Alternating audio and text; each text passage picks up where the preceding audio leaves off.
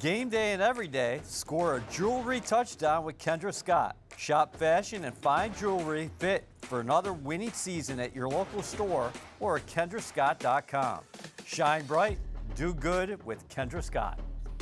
Welcome into the Official Jets Podcast. Eric Allen here in the studio, joined by Bart Scott. We've missed you the last couple weeks, buddy. Likewise, man. But it's good to be back, man. I think the world needs me today. They do need you today. 2-2 after 4 games. That's where the New York Jets stand, Bart. Just one game out of the AFC East lead. But obviously, no joy in Mudville here this morning after the Jets lose a very winnable game to the Denver Broncos. Yeah, I mean, and now you have to hear all the things that people say. You know what I mean? Same old Jets and all that stuff because they opened the door for that. Aaron Rodgers spoke to it earlier this week about handling success. They came out and had a flat game. Nobody cares about the elements, but that was a lackluster performance, and the defense tried to hold them in, but you have to hold yourself accountable. You have to get in there from the 1-yard line. Those are things that if you want to be the type of team that people believe you are, you close the door on teams like the Denver Broncos. You find ways to win no matter how tough it is, no matter what the elements are. You just get it done, especially at home. So what do you think the messaging should be here at One Jets Drive today when Robert Saleh is back in the building? Probably didn't get much sleep last night, and the players come back and get the regen. Shut up and come to work. Like all the stuff that we've been letting get, if we've been letting anything get away in practice, zero tolerance. Because that's what happens. Like, this is still relatively a young team, and everybody's feeling good about themselves. And they showed that they lack the maturity to handle success. So now you got to stay on them all the time, because if you don't stay on them all the time, you have let-ups. And, I know you hold yourself to a high standard on the defense side of the ball, but there's no way you can have a miscommunication when you can see Michael Carter clearly complaining to somebody that they didn't get the communication or they didn't execute the call because you had Sutton in the back of the end zone wide open. And that's the difference in the game. You can play. Nobody cares that you held, Bo Nix, to 60 yards passing. At the end of the day, you gave up a play that was a big play, and you were put in an adverse situation, but so what? That's what you get paid the big bucks for. So when you watch that game, you have a lot of memories of playing in similar games yourself, right? Where the defense is put in bad position, but they give the offense an opportunity to finally get on track. And I thought there were just multiple times where the Jets could have took advantage of that game. And you mentioned that first half opportunity where Rodgers gets out of the pocket.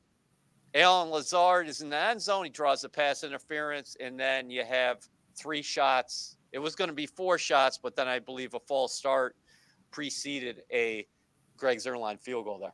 Right, that's what you talk about, the self-inflicted wounds, 13 penalties. That can't be acceptable. You have to be a clean game. You first of all, you have to let a team beat you. You shouldn't beat yourself, and that's a self-inflicted wound, and that's something you have to take accountable with because that's something that you can control. And you talk about, you need the stars to play at a high level. And you can't have those type of penalties from people that you depend on to be the difference between winning and losing, because they were the difference between winning and losing, but in a negative way. And momentum is something, right? Because you don't get that touchdown in the beginning of the second half, meaning in the first half. Now in the second half, this allows them to feel like they can still be balanced and run the football because it's only a field goal difference. Right, so that's the difference, right? They feel like they can still run the ball. And they were able to run the ball down your throat. I mean, it was strange to me that last week we were 40% blitz, but then we wouldn't blitz a rookie quarterback. It seems like he was primed to blitz a rookie quarterback when they were blitzing our veteran quarterback and having success. So they got to go back to the drawing board because guess what? Minnesota's going to play a similar way. They have a more dynamic running game, and they have a better passing quarterback behind center. So this is going to give them everything that they hope for or wish for. I mean, because this is going to be a contest that they're going to walk in and be the underdog. And maybe they can perform being an underdog. But then if that's the case, if you come back and put a dynamic performance, then that just further illuminates the bad one that you had, because that means that you play with your food. You play up to your competition and down to your competition.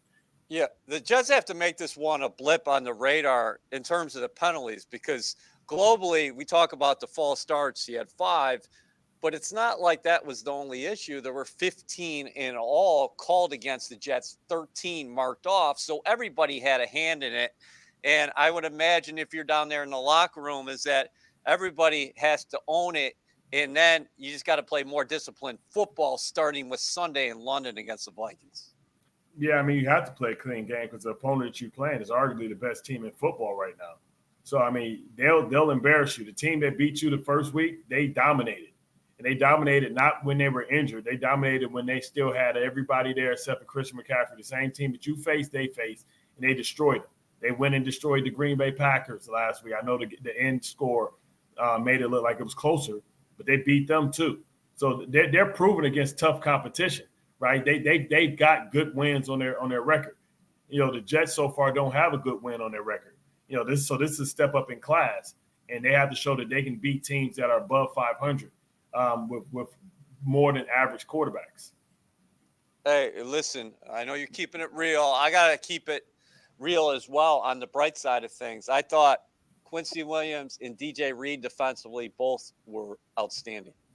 Yeah, they were. I mean, they played at a high level, but at the end of the day, they can't get pushed around. Like, this defensive line is getting pushed around and making it more difficult for the quarterback, for the linebackers. So they have to figure out, you have to learn how to bow up, or if you can't handle the point because you don't have Al Woods, you don't have Quentin Jefferson, you're missing a lot of guys, you don't have a lot of size in the middle, right? Like Quentin should be like the second biggest guy. You need a big fatty there, but you don't have that. So if you don't have that and teams are doing that to you, you have to be able to add another man in the box and come down, and you have to put the pressure on the corners to hold up, right? If you're going to do that, you have to allocate more people. That's what they did. All they did was run blitz us. And everybody ran to their gaps, and they were able to shoot gaps because everybody knew their gaps, knew their responsibilities, and they just run blitzes to death. I mean, Aaron Jones is a dynamic runner, and you're going to have to stay consistent because you have to be able to stop the run repeatedly. They're not going to give up on it, and they're going to be relentless.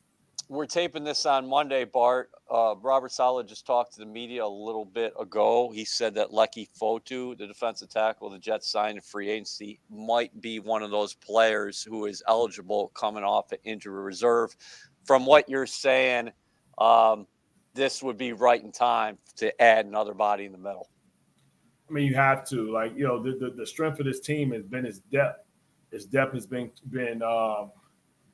questioned as far as it has been tested, so to speak. So guys have to step up. We have guys that have been elevated from the practice squad. Hector came from the practice squad. Sometimes it can be the law of diminishing returns.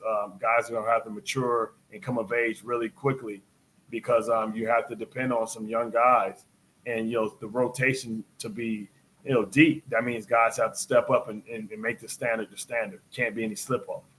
Speaking of the standard, Aaron Rodgers in games he started throughout his career, I think it's 5 games. His team did not score an offensive touchdown. He's been playing a lot of football, and I believe 2 of those games he did not finish. What do you make of the stops and starts that you saw against the Broncos? Because they did have success moving the ball at times. And then how does that project moving forward when you're looking at that Vikings defense that you think awfully high of? Well, you talk about, Brian Flores, you heard Brock Purdy say, man, that's a hell of a scheme, and that's supposed to be with arguably one of the best play callers on the other side. They blitz second most or, maybe first more than anybody in the NFL. So this week the Jets struggled against Van Joseph, so they got to have an answer. You got to be on your details, right? You got to be able to know when you're hot. You got to know when you got to know what the protections are. You got to know where the slide coverage is. You got to know how to scan because it's going to be deception.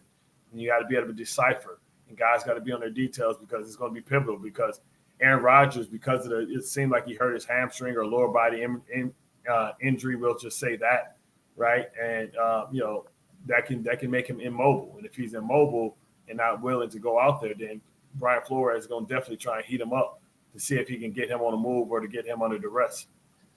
So everybody's unique in terms of the way they have their blitz packages, and what Vance Joseph did against the Jets was awfully effective. You're talking about Flores as well, how creative he is with the blitz packages. Right now, what is Rodgers going to be facing when he gets off the bus in London? You said they're going to bring the pressure packages, but how different is it going to look to Denver? How similar does it look to the Broncos? I think it's similar. Right. I mean, if somebody shows that they struggle with something in this league, if it wasn't a blitz package that you had, you're going to throw it in. And a lot of those blitzes was from the outside, overload blitzes, simulated cover zeros, and some of them were cover zeros where they were forcing the ball out quickly and saying that, hey, we can hold up on the back end. Now, on the other hand, Brian Flores doesn't have a Patrick Surtain. I mean, he has Stephon Gilmore, but that team struggles on the back end a little bit more. So I would say that when you look at the way that they're going to try and go about business, maybe they play a zone behind the number one receiver. I have to see a lot more of Mike Williams. Mike Williams has been the most consistent receiver that we've had.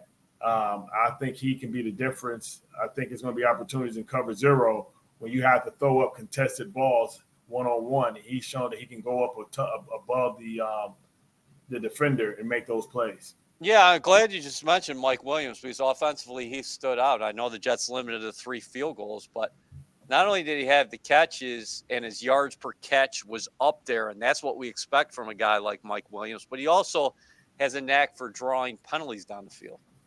Yeah, because, guys, Aaron Rodgers, when he sees the defender above, he throws it back shoulder. If he sees him underneath, he's going to throw it up.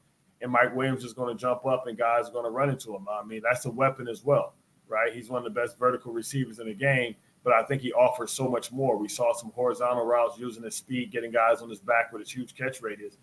He's going to be pivotal for the success of this team. As Garrett Wilson's going to draw the number one. Like I said, this week, Garrett's not facing, Snead. He's not facing Patrick Surtain, so he should have more opportunities this week. But the more and more Mike Williams gets comfortable, the more and more I believe it allows you to be able to put a guy like Garrett Wilson in a slot and be able to utilize him in some of his abilities. So just imagine how big you are on the outside, but you're still vertical. But then now you have a guy like Garrett who can go vertical as well, but also run the intermediate routes. That's what I was just going to ask you. It seems like Alan Lazard is a different player being reunited with Aaron Rodgers, and now we're seeing Williams take steps. So you want to see more G5, Garrett Wilson in the slot as we move ahead. Yeah, I think that's the best natural position for him right now here to get him away from the number one, number two corner unless they're matching it. If they're matching, it gives them two-way goals and also the ability to go across the field as well behind the linebackers. And like I said, I see Garrett Wilson has a very similar skill set to CeeDee Lamb. So I think you should utilize him in all those ways. I don't mind putting him in the backfield and allowing him to run his routes from the backfield as well. Small sample size, but 4 games now after the Jets play against the Vikings in London, they're going to be done with more than 25% of their season. That's their 5th game already. What have you seen from Rodgers' big picture? Not just this game, but now through 4 games.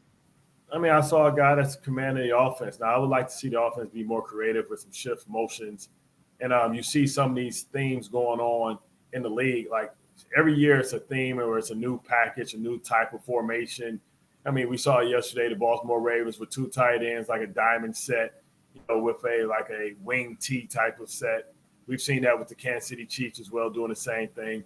We've seen like some of the inverted, tight ends across the board. We saw how that run was blocked with Derrick Henry yesterday on an 87-yard run. You got to stay with the times and stay with the motions and the shifts and motions.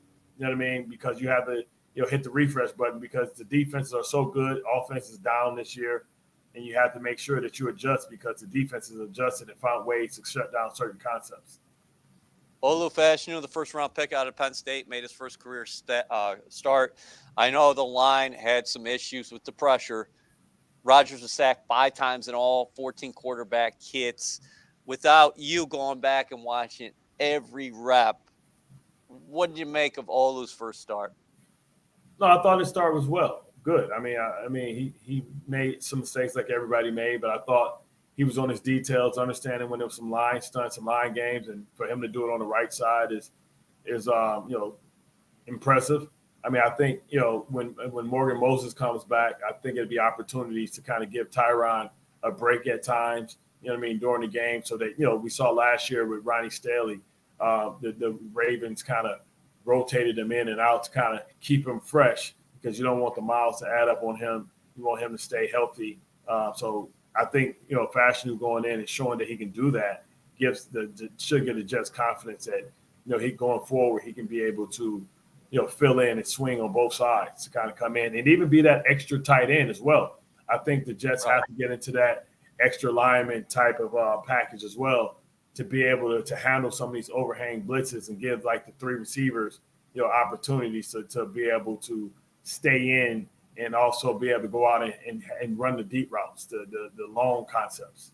All right, what's happening with the run game right now? I thought that we have a pregame show, and I said one of my tomorrow's headlines was going to be Killer Bees sting the Broncos because I thought Brees Hall and Braylon Allen were going to have a big game against the Broncos. That didn't actually come to fruition, as we all know. And then on the other side of the coin, I guess let's handle offense, and then we'll get to defense and what they're going to see from Aaron Jones this week. But why is the run game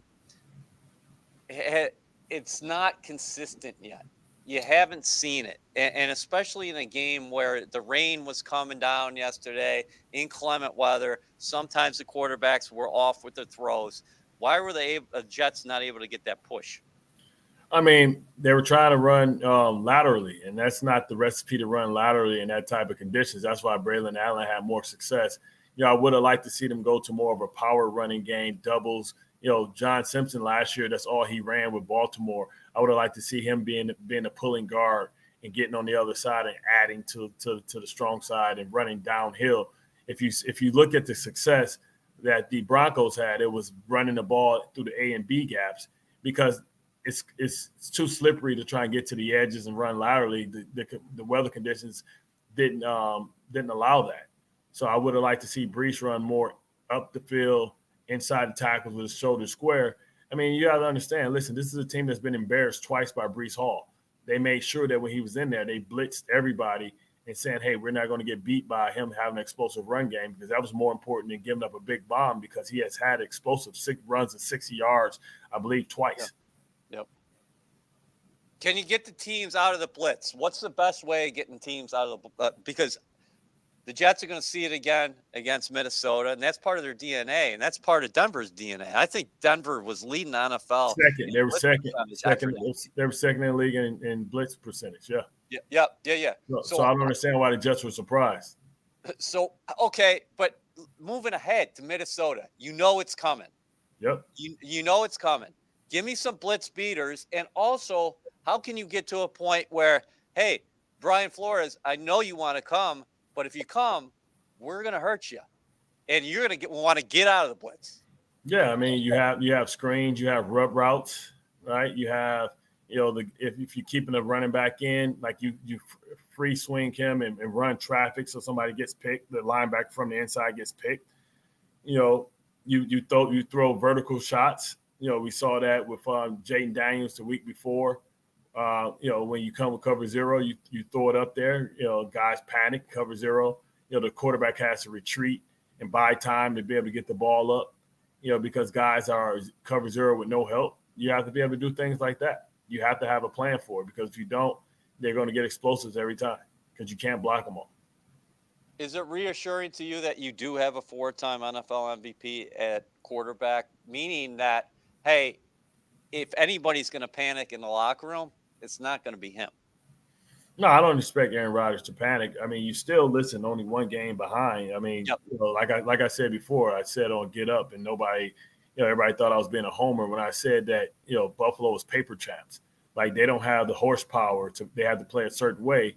So I believe, if you set yourself up, you have to earn the right to be able to play for first place. And you play for first place by beating Minnesota, and then on Monday Night Football, beating another world-class opponent. If you want to be considered that, if you want people to take you seriously, if you're going to take yourself seriously, you got to find a way to beat these guys, and it's going to be a dogfight, but you got to be mentally tough, and you got to make the plays. I mean, it's enough stars on this team. They have to start acting like it. Interesting. Well, what a landscape the next 2 weeks, not only for the Jets, but the Bills, the team they're chasing, because Buffalo's got a tough road game ahead against the Houston Texans. That's probably one of those 50-50 games. The Jets are going to be viewed as the underdog heading into this game against the Vikings. But when you look at the personnel, I'd say this is a 50-50 game as well. So listen, if the Jets come home, get a victory, and maybe the Bills lose to Houston, I mean, then you're both sitting there at 3-2, and you got them coming to your building. So a lot could change here over the next 14 days. Yeah, that's why. But that's why, once again, it's such a disappointment that you lost to a team that you shouldn't have lost to. Because if the Bills beat Denver or beat the teams they're supposed to beat, and then they split with the good teams and you split with them, then they win the division. This division is wide open, man. Like, you got to quit playing it. And sometimes young kids, because it's a relatively bunch of young guys, they don't have the sense of urgency that veterans do. This is Tyron's last rodeo, probably. This is almost Aaron Rodgers' last rodeo. Like, you got to take that type of stuff seriously, man. That you have time, but maybe your teammate don't. So let's be on our details, and let's make sure that we step our game up and play with a level of desperation, because one day you're going to be the veteran, and you don't want young kids saying my bad and making mistakes when it's your time to exit this league. Do you think you played in a different era? I'm not calling you old, bro, but you did play in a different era. Is it tough, you think, for the young guys maybe at certain times to, hunker down and get off social media and don't worry about what the outside world is saying, and just, hey, come to work and take care of business now? Well, that's, they'll still check it out. I'm sure they're avoiding the TV. They don't want to watch Get Up. If Get Up and First Take and, the Fox shows are on TV and see, everybody want to sit down and watch those when you win inside the lunchroom. Everybody watching TV then. Nobody wants to watch it when you lose. And, they're going to hear it. They're going to hear it from here because, they've been a team that, people had high expectations for them. And that comes with responsibility. And, like, listen, if I'm these veterans, man, I'm putting these young guys aside, man, and holding them accountable. But the thing is, the young guys are the leaders on your team. Yeah. So your team goes as they go. It's like, who's going to put them guys aside and say, we deserve more. We demand more. Like, the time is now. This may be your best opportunity to win a championship. What you going to do with it? Sam Darnold paired up with Kevin O'Connell there with the Minnesota Vikings. Got a great receiver in Justin Jefferson. We know that. You mentioned Aaron Jones before. Why is it clicking? And Addison's back too. Yeah, Jordan Addison. I like him as a receiver. I mean, why is it clicking so well for Sam? And also, how does O'Connell put so much pressure on opposing defenses? Because, one, it starts with a great offensive line, right? So if you can't get pressure on Sam Darnold, he feels confident, right? He feels secure. He's not getting hit. And then, that same offensive line, remember, they don't even have TJ Hawkinson yet, right? The same offensive line is just all the schemes. It's like going against San Francisco. It's like going against Miami, the run game. It puts pressure on you. It gets guys – it puts guys in situations where they have to make one-on-one tackles. And, when you have a violent runner like Aaron Jones, who still has a lot of gas left in the tank, right? Like, when you still have a guy like that, he's able to break things because he has great vision, right? So everybody's going to have to be on their details. No arm tackles. Guys got to get knocking back. You can't be getting blown off the ball, right? They're going to have to – the Jets, listen, this is going to be a tough game. Because, like I said, you're thin at D tackle, you're small at D tackle. So if I'm any team, I'm running double teams and working up to the linebackers because I'm saying, hey, they have fast, athletic linebackers, but they're still under 230. Yeah. Hey, you never played overseas, did you? Nah. You might have played in Canada. Nah. Yeah, I played Canada. I'm so thankful I never had to do that crap. Yeah. So how would you approach this if you were a player? Like, coming off a loss, I'll tell my family, don't call me. No. Not just that, but I'm saying playing in London. I think the Jets have practice Thursday, going to fly overnight. I'm going with the team. I think we get there Friday morning. They'll get a couple hours and they have a practice. Is it different, you think, than going to the West Coast? Not for the Jets. It's just about a 6-hour flight, the same. Yep. I think the difference is instead of losing time, you're gaining time. So that's weird. Right, because now you get there, and no matter what, depending if they leave after that, it's gonna be morning time. Yeah, right. Yeah, you know what I mean. So it's weird because if you're leaving after practice on Thursday, you're flying out at 6. It's already 6 o'clock. It's already 12 o'clock midnight. In your destination. So as you get there, you're watching the sunrise, and you're like, hold up, what? But how cool of an opportunity is that for the players, though?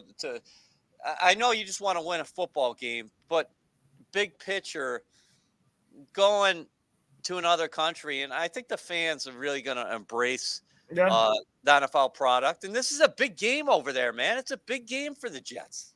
Yeah, I mean, to me, it's only great if you win, right? Like Yeah. at the end of the day, like it's cool because your family wants to come and they want to have fun. But when you're coming off a loss, it's a business trip, and I'm not in the mood to talk to anybody. I'm not in the mood to go hang out. I don't want to go see London.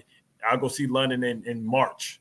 That's right. Or February or March, April, May, or something like that. So these are one of those tough games where you have to make sure that you're able to handle distractions and say, hey, listen, you love your family and all that stuff, but you guys need to go ahead and do what you need to do. But like, we might be able to eat lunch once, but I'm here on a business trip. All right. Lastly, let's end here. What do you think about the storyline? Your take on it, that Aaron Rodgers here in his first full year starting for the New York Jets, leading the green and white against Sam Darnold, a former first-round pick, of course, with the Jets, who's really rejuvenated and he's revitalized his career so far with the Vikes. I think it's a great story, but I don't think, Sam is coming here saying, oh, man, they gave up on me and anything like that. I think Sam Darnold is focused because he knows he's not the long-term solution here. So he's auditioning for probably about 15 teams, and I wouldn't be surprised if Sam Darnold, like I said before, ends up back in this division with the Miami Dolphins because they're a team that's probably going to be looking for a quarterback. But Sam Darnold's found something in this type of system. They run the same system coming from the same coaching tree. So Sam Darnold is focused on having the best single season that he can have so that he can have the opportunity, like Geno Smith, like Baker Mayfield, to find a place that he can call home again because Minnesota isn't a home. He's just leasing this apartment. He's just leasing right now. Well, we know you're not leasing with your multiple properties out there. Yeah. All right, Matt Backer, good stuff. Great seeing you. And we promise to get the pod up earlier in the week as we move ahead. Absolutely, bro.